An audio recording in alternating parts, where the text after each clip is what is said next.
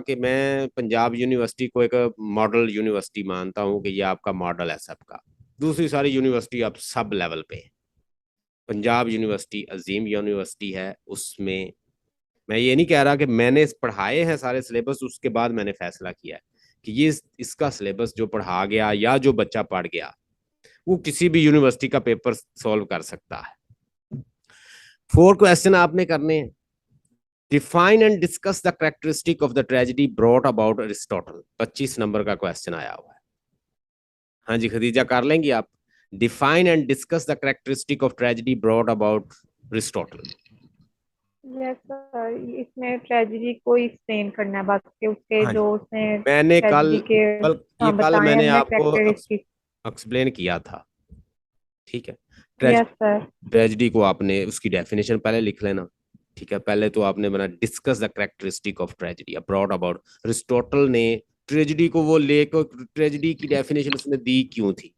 उससे पहले पोएट्री के बारे में प्लेटो ने कहा कि हर चीज इमिटेशन, उसने कहा इमिटेशन है, but imitation is also a generativity, creativity, productivity, because when poet writes some piece of paper, he includes his passion, feelings, imaginations, thought, creativity, productivity to arrange, to compose, to write, and also teaches through poetry. Poetry mere does not mean what is and what was, rather what ought to be. Poetry का मकसद, tragedy का मकसद, literature का मकसद ये नहीं होता कि चीजें कैसी हैं कैसी थी, बल्कि ये भी बताता है कैसी होनी चाहिए। इसको ऐसे स्टार्ट करना, उसके बाद उसकी एक डेफिनेशन लिखना और उसको एक्सप्लेन करती जाना, आपको इंशाल्लाह 18-20 तक भी मार्क्स ले सकती हैं अगर अच्छा लिख जाए। An apology for poetry is one of the most important contribution to the literary theory written in the English during the Renaissance age. पहली बात तो ये है कि हमारा जो क्रिटिक है, जो पोएट भी है, उसका नाम है फिलिप सिडनी। फिलिप सिडनी ताल्लुक किससे रखता है? एलिजाबेथन एज से। एलिजाबेथन एज जो है वो किसकी एज थी? रेनेसेंस एज की। रेनेसेंस एज इंग्लैंड में कब आई थी? सबसे पहले आई थी इटली में 14th सेंचुरी। 14th सेंचुरी में इंग्लैंड में आई और 14th सेंचुरी में ये इटली में आई। इटली से फ्रांस आती है। ठीक है। फ्रांस से रेनेसेंस एज कहाँ आती है? इंग्लैंड में। ठीक है। इंग्लैंड से पूरे यूरोप में फैल जाती है। तो ये है रेनेसेंस एज। 15th सेंचुरी से तकरीबन 17th सेंचुरी तक ये जो एज है ये सारी रेनेसेंस एज है इंग्लैंड के अंदर। और इसमें एलिजाबेथ, मलका एलिजाबेथ मौजूद थी। ठीक है, इस एज के अंदर हेनरी एट जो है, वो हेनरी एट के बाद उसकी बेटी आती है एलिजाबेथ। तो उसके अंडर ये बंदा काम करता रहा है। नाम है इसका फिलिप सिडनी। ये पोएट था, क्रिटिक था, और इसने एक कलेक्शन ऑफ पोएम्स भी लिखी हैं, Astrophel Astrophel and Stella. Astrophel and Stella. Stella एक मेरी मतलब स्टूडेंट, मेरी कोलीग भी रही हैं, स्टूडेंट भी रही हैं। तो हम कच्चे सिटी स्कूल था उसमें पढ़ाते थे, तो वो क्रिश्चियन थी, उसका नाम स्टेला था। तो स्टेला जो है ना, ये बेसिकली क्रिश्चियन नेम है। अब ये अरिस्टोफिल जो है ये मेल है और ये फीमेल है, और ये इसकी मोहब्बत में इसको ड्रेस करता है और इसके लिए पोएट्री करता है। जैसे जो पेट्रार्क था वो किसके लिए पोएट्री करता था? लोरा के लिए। लोरा बिलवड थी, और वो ड्रेस करता था अपनी बिलवड लोरा को अपनी पोएट्री के अंदर। इसी तरह अब सर थॉमस वाइट किसके लिए पोएट्री लिखता था? वो भी एक बिलवड अपने माइंड में रखता था, उसके लिए पोएट्री लिखता था। वो प्यार करता था एन बोलन से। एन बोलन जो के हेनरी एट की बीवी थी, उसने शादी कर ली थी इससे, लेकिन ये प्यार करता था, इसकी मोहब्बत में लिखता था। अब देखिए, आपको जितने भी पोएट नजर आ रहे हैं वो किसी ना किसी को ड्रेस कर रहे हैं। ये अरिस्टोफिल जो है ये स्टेला को ड्रेस कर रहा है, पेट्रार्क लोरा को कर रहा है। अब सर थॉमस वाइट किसको ड्रेस कर रहा है? एन बोलन को। तो इसलिए कोई ना कोई बिलवड इनके माइंड में होती है और वो बना लेते करेक्टर। और शेक्सपियर देख लें, शेक्सपियर किसको ड्रेस, शेक्सपियर के अंदर जो उसकी बिलवड है डार्क लेडी, उसने उसका नाम रखा है। मतलब वाजे नाम नहीं बताया, डार्क लेडी को ड्रेस करता है। तो ये ऐसे ऐसे रवायत चली आ रही है। इसी तरह आप उसमें देख लें, आप एडमंड स्पेंसर को देख लें, तो कोई ना कोई उन्होंने अपने माइंड में रखा है बिलवर्ड और उसको लिखते आ रहे हैं। तो apology for poetry, Stephen Gosson एक प्योरिटन था, उसको उसने बेफिटिंग रिप्लाई दिया था कि पोइट्री मदर ऑफ इवल है, पोइट्री अब्यूज है, पोइट्री को प्लेटो ने रिजेक्ट अपनी आइडियल यूटोपियन लैंड से भी निकाला है। तो ये स्टीफन गॉसन जो कि एक आर्टिकल वगैरह लिखता है, तो वो उसको बेफिटिंग रिप्लाई देता है। ये दो क्वेश्चन आप कर लेंगी, मैं आपसे उम्मीद कर रहा हूँ कि ये दोनों आप कर लेंगी। सर इसमें सिर्फ हम चार्जेस के बारे में बताएंगे और ये हाँ जी। बताएंगे कि सिडनी रेनेसांस एज से बिलोंग करता था। एक दफा नहीं, जब भी आपके सामने पेपर आए ना उसे दो दफा पढ़ो। एक एक क्वेश्चन को एक दफा समझ नहीं आता थी, इस मेन स्टेटमेंट का पता नहीं चलता, दूसरी दफा आपको पता चल जाएगा। कहता है, apology for poetry is one of the most important contribution to the literary theory written in English during the Renaissance age. Renaissance age को भी बताना है, ठीक है।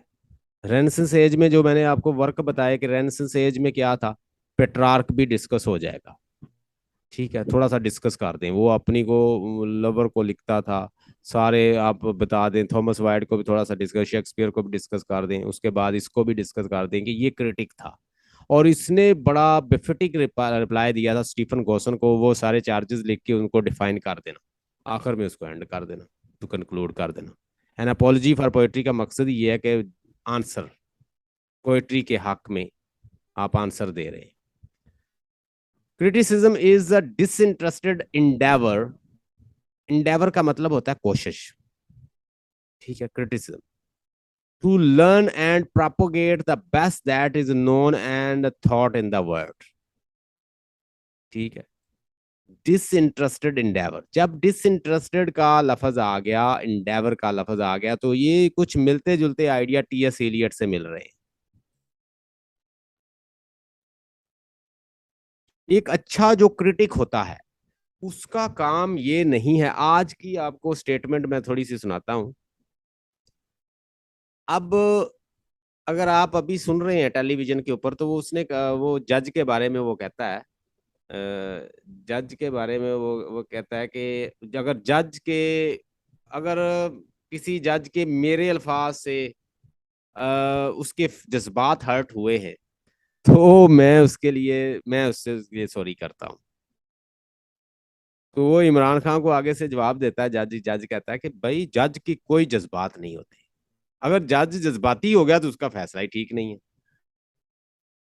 मतलब रैट्रिक तो बड़ी अच्छी दे रहे हैं, आप सुने, आप देख रहे हैं, वो यही बताए कि अगर क्रिटिक जो है वो जज्बाती हो जाता है, वो किसी साइड जो वो वैल्यूएशन दे रहा है, या एक जज, वो जज करना ना, क्रिटिसिज्म का मतलब क्या है, एक क्रिटिक का मतलब है जज करना, डिसइंटरेस्टेड होगी, ऐसी इंडेवर जो डिसइंटरेस्टेड हो।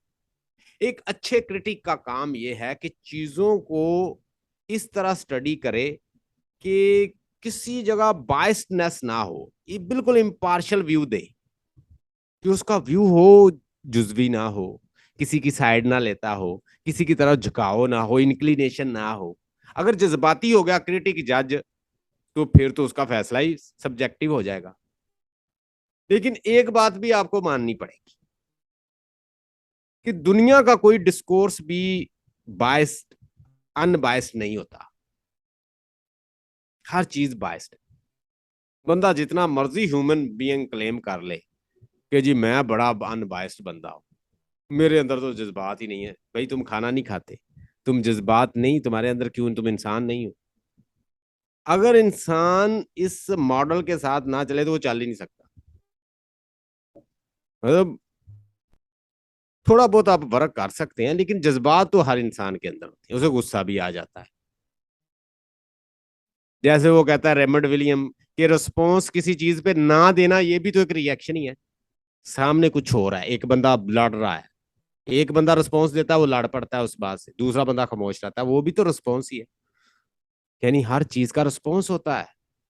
ये है कि आप एक्सप्रेस नहीं कर रहे बॉडी में, लेकिन अंदर तो अंदर कुछ ना सोच रहे हो ना, वो भी तो एक रिस्पॉन्स ही है। तो criticism is a disinterested endeavour to learn. हम इसके ऊपर वैसे ये भी क्रिटिसिज्म ये भी दे सकते हैं, इसको एंटी भी इसके जा सकते हैं कि क्रिटिसिज्म, दुनिया की कोई भी थ्योरी जो है वो अनबायस्ड नहीं है। दुनिया का अगर आप क्रिटिसिज्म दे रहे हो ना, तो आप में बायसनेस कहीं ना कहीं से आ ही जाएगी, क्योंकि कोई ना कोई मॉडल इंसान जेहन में रखता जरूर है। अब मैंने इतनी थीरीज आपके साथ डिस्कस की, मैंने कहा कि यहाँ पे कंस्ट्रक्टिविस्ट थीरी है, डी कंस्ट्रक्टिविस्ट है, डीकंस्ट्रक्शनिस्ट है, ये भी थीरी है। डीकंस्ट्रक्शन थीरी है, स्ट्रक्चरलिज्म थीरी है, पोस्ट स्ट्रक्चरलिज्म थीरी है, साइको एनालिसिस थीरी है, ठीक है, मॉडर्निस्ट थीरी है, पोस्ट मॉडर्निस्ट थीरी है, और उसके अलावा क्वेयर थीरी है, फेमिनिस्ट थीरी है, कल्चर थीरी है, पोस्ट कॉलोनियल थीरी है, कॉलोनियल थीरी है, अब इतनी थी जेंडर थीरी है, अब इतनी थीरीज हैं। वो थीरीज, क्या कोई भी मॉडल इंसान के माइंड में नहीं होता? कोई ना कोई तो होता ही। तो इसी तरह ये क्लेम करना कि मैं बड़ा डिसइंटरेस्टेड हूँ चीजों में और चीजों को बड़ा इम्पार्शियल व्यू देता हूँ, ये इंसान का अपना व्यू सब्जेक्टिव हो सकता है, वो सब्जेक्टिव है। Criticism is a disinterested endeavor to learn and propagate the best that is known as the thoughts in the world. The theory of de depersonalization, जो टीएस इलियट की है, वो इस पे लगेगी। क्या लगेगी? The theory of depersonalisation. देखिए, उसने घुमा फिरा के ऐसा पूछा है कि बच्चों को ये समझ नहीं आना। डीपर्सनलाइज, द थ्योरी ऑफ डीपर्सनलाइजेशन, ये इस पे आप लगा सकते हैं। आपने जो, वो कहता है कि एक अच्छे पोएट का, एक अच्छे क्रिटिक का काम ये होता है कि अपनी पर्सनैलिटी को वर्क में ना आने दे। Poets and critics' duty is to depersonalize himself from the work. अगर आप डीपर्सनलाइज नहीं कर रहे, सब्जेक्टिव अप्रोच दे रहे हो, जो आपको अच्छा लग रहा है वैसा ही बता रहे हो, तो फिर वर्क को तो वैल्यूएट नहीं किया। Your work should not fall on the personality of the poet, rather escape from the personality of the poet. आपने पर्सनैलिटी ऑफ पोएट एक्सप्रेस नहीं करनी, आपने उसके वर्क के बारे में बताना है कि वर्क क्या है।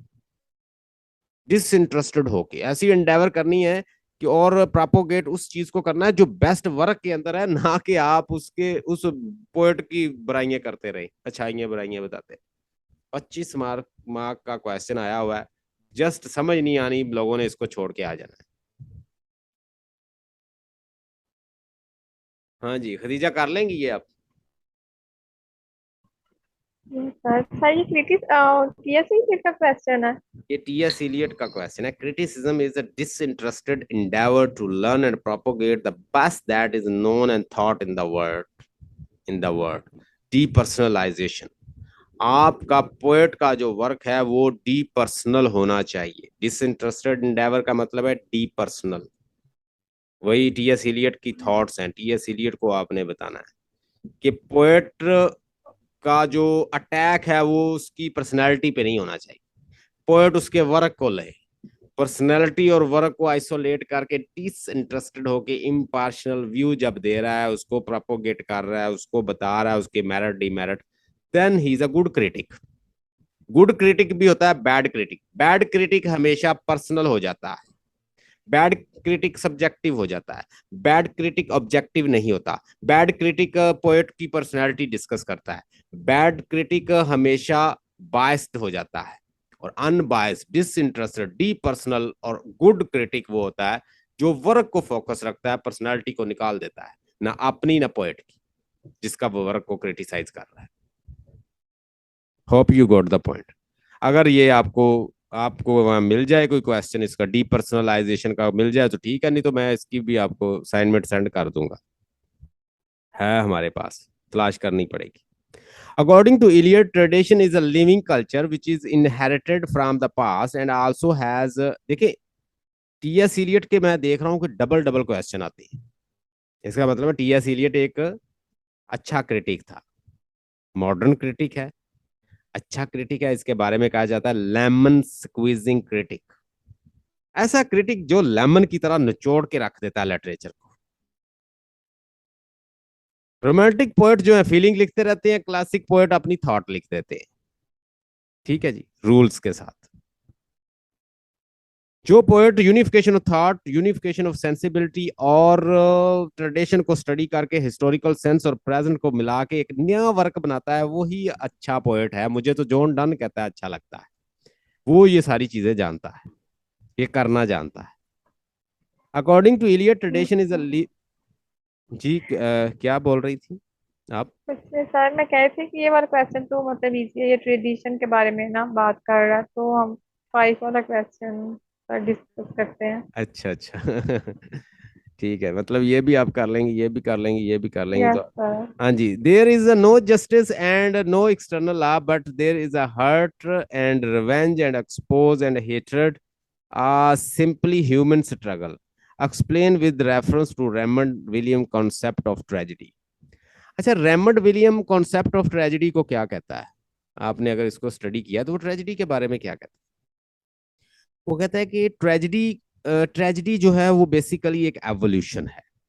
पहले तो आपको ये समझ जाना चाहिए with respect to Raymond William concept of tragedy, ये है कि tragedy is not having fixed definition, definition would be change because with the passage of time when we come from the Roman Greeks to the present age, there are a lot of evolutions in the tragedy.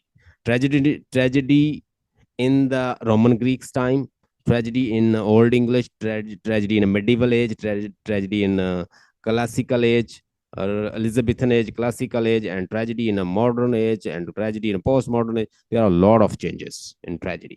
When there are a lot of evolutions and changes in the tragedy, why don't we change the definition of tragedy? हमें उसकी definition को भी change कर देना चाहिए, उसके अंदर नए नए जो एलिमेंट्स आ गए हैं वो उसको एक्सेप्ट कर लेना चाहिए। There is a no justice and no external law but there is a hurt and the revenge exposures and hatred. कोई कहता है कि जस्टिस नहीं है, कोई एक्सटर्नल लॉज नहीं है, but there is a hurt and the revenge exposures and hatred, वो and simply the human struggle. यानी ह्यूमन स्ट्रगल किसी भी फॉर्म में हो, किसी भी फॉर्म में हो, वो ट्रेजेडी रखती है, उसकी ट्रेजेडी बन सकती है एक नॉर्मल इंसान की, एक कॉमन मैन की, और एक आम आदमी की।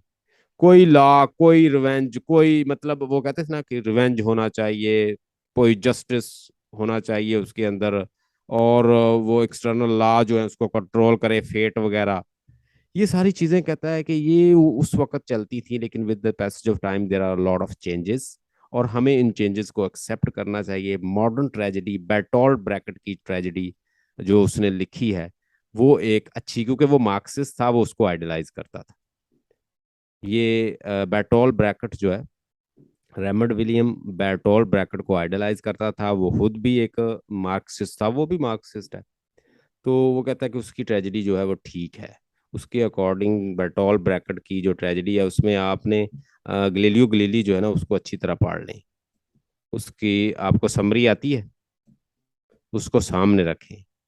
अगर नहीं आपने उसको सुना तो वो मैं सेंड कर दूंगा, वो उसके रेफरेंस दें साथ साथ, फिर आप मॉडर्न ट्रेजेडी को अच्छी तरह एक्सप्लेन कर सकेंगे।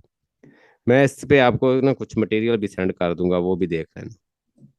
What are the characteristics of the Balzac criticism which make her a great critic in the modern time? उसकी कैरेक्टरिस्टिक क्या है? कैथरीन बेल्सी की क्रिटिसिज्म की कैरेक्टरिस्टिक क्या है?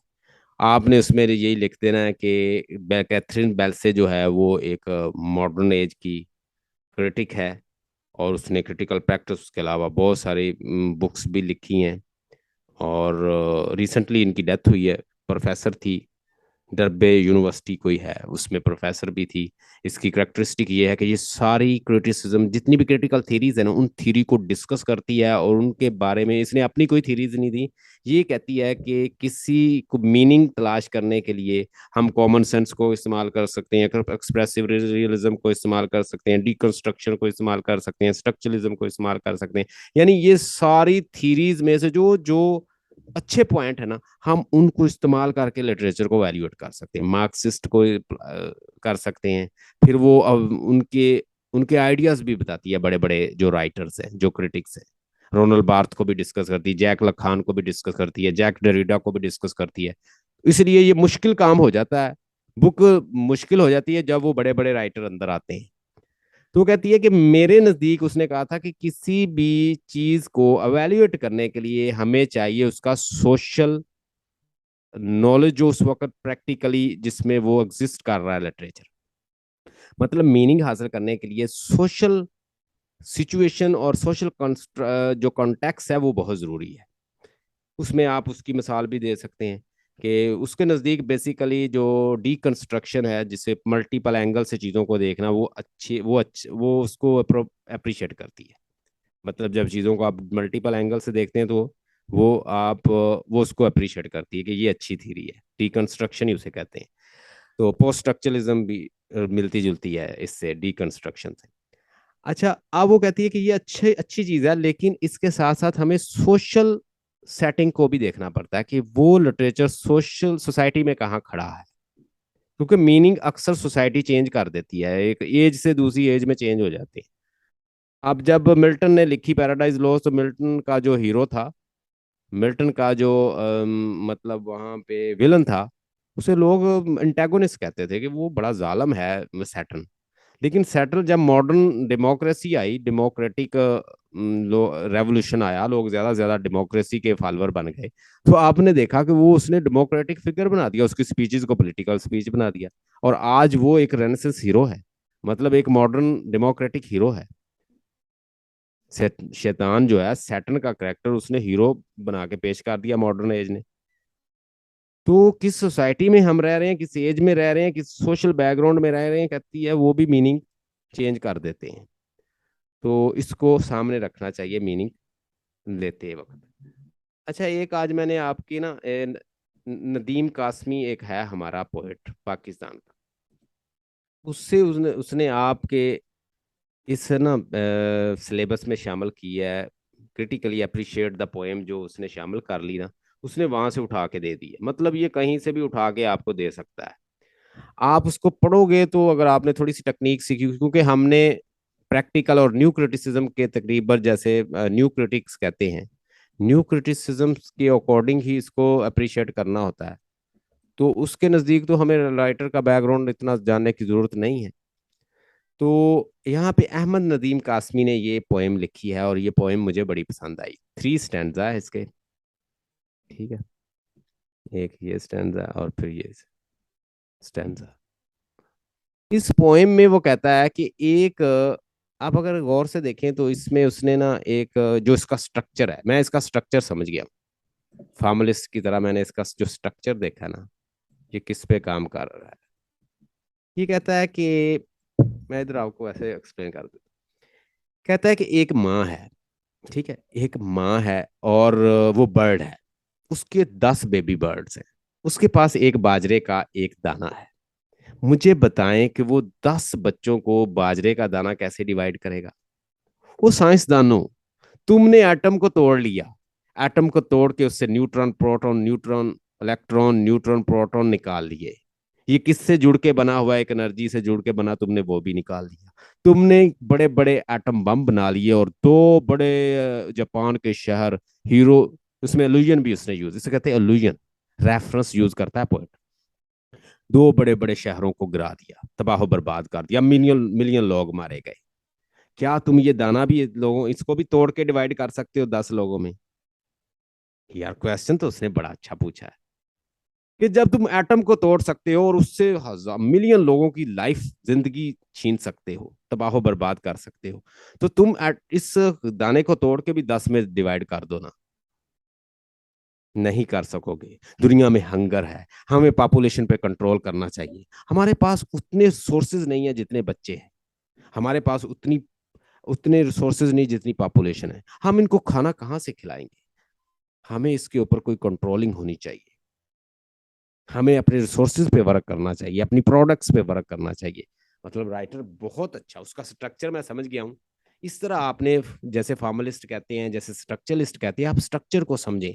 जब स्ट्रक्चर को समझ जाएंगे, उससे जुड़ी हुई चीजें खुद ब खुद समझ आ जाएंगी।